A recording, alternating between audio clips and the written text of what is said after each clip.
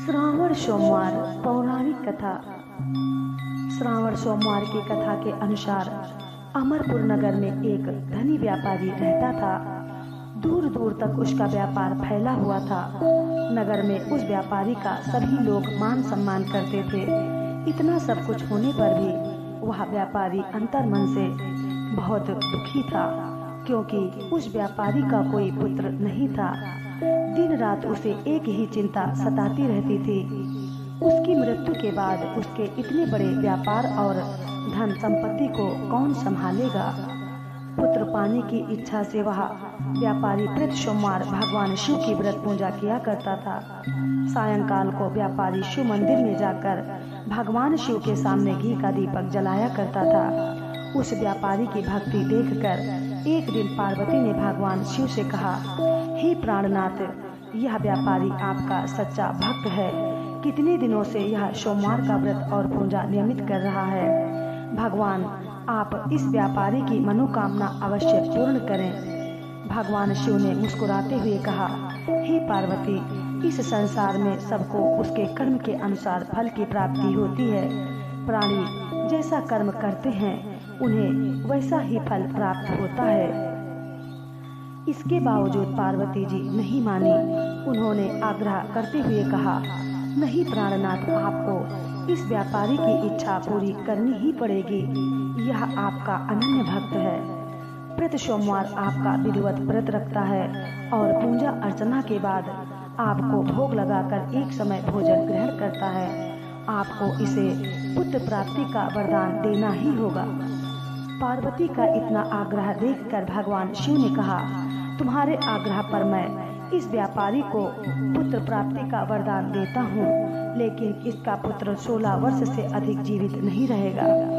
उसी रात भगवान शिव ने स्वप्न में उस व्यापारी को दर्शन देकर उसे पुत्र प्राप्ति का वरदान दिया और उसके पुत्र के 16 वर्ष तक जीवित रहने की बात भी बताई। भगवान के वरदान से व्यापारी को खुशी तो हुई, लेकिन पुत्र की अल्प आयु की चिंता ने उस खुशी को नष्ट कर दिया। व्यापारी पहले की तरह सोमवार का विधिवत व्रत करता रहा। कुछ महीने पश्चात उसके घर अति सुंदर पुत्र उत्पन्न हुआ। पुत्र जन्म से व्यापारी के घर में खुशियां भर आई। बहुत धूमधाम से पुत्र जन्म का समारोह मनाया गया। व्यापारी को पुत्र जन्म की अधिक खुशी नहीं हुई, क्योंकि उसे पुत्र के अल्प आयु के रहस्य का पता था। यह रहस्य घर में किसी को नहीं मालूम था। विद्वान ब्राह्मणों ने उस पुत्र के नाम अमर रखा। जब अमर 12 वर्ष का हुआ तो शिक्षा के लिए उसे वाराणसी भेजने का निश्चय हुआ। व्यापारी ने अमर के मामा दीपचंद को बुलाया और कहा कि अमर को शिक्षा प्राप्त करने के लिए वाराणसी छोड़ आओ। अमर अपने मामा के साथ शिक्षा प्राप्त करने के लिए चल दिया। रास्ते में जहाँ भी अमर और दीपचंद रात्रि विश्राम के लिए ठहरते, वहीं यज्ञ करते और ब्राह्मणों को भोजन कराते थे। लंबी यात्रा के बाद अमर और दीपचंद एक नगर में पहुँचे। उस नगर के राजा की कन्या के विवाह की खुशी में पूरे नगर को सजाया गया था। निश्चित समय पर बारात आ गई, लेकिन वर का पिता अपने बेटे के एक आंख से काने होने के कारण बहुत चिंतित था। उसे इस बात का भय सता रहा था कि राजा को इस बात का पता चलने पर कहीं वह विवाह से इनकार न कर दे, इससे उसकी बदनामी होगी। वर के पिता ने अमर को देखा तो उसके मस्तिष्क में एक विचार आया। उसने सोचा, क्यों ना इस लड़के को दूल्हा बनाकर राजकुमारी से विवाह करा दूं। विवाह के बाद इसको धन देकर विदा कर दूंगा और राजकुमारी को अपने नगर में ले आऊंगा। वर के पिता ने इसी संबंध में अमर और दीपचंद से बात की। दीपचंद ने धन मिलने के लालच में वर के पिता की बात स्वीकार की। अमर को दूल्हे के वस्त्र पहनाकर राजकुमारी चंद्रिका से विवाह करा दिया गया। राजा ने बहुत सा धन देकर राजकुमारी को विदा किया। अमर जब लौट रहा था तो सच नहीं छिपा सका और उसने राजकुमारी की ओढ़नी पर लिख दिया, राजकुमारी चंद्रिका, तुम्हारा विवाह तो मेरे साथ हुआ था। मैं तो वाराणसी में शिक्षा प्राप्त करने जा रहा हूँ अब तुम्हें जिस नव युवक को पत्नी बनना पड़ेगा वह कान्हा है। जब राजकुमारी ने अपनी ओढ़नी पर लिखा हुआ पढ़ा तो उसने काने लड़के के साथ जाने से इनकार कर दिया। राजा ने सब बातें जानकर राजकुमारी को महल में रख लिया। उधर अमर अपने मामा दीपचंद के साथ वाराणसी पहुंच गया। अमर ने गुरुकुल में पढ़ना शुरू कर दिया।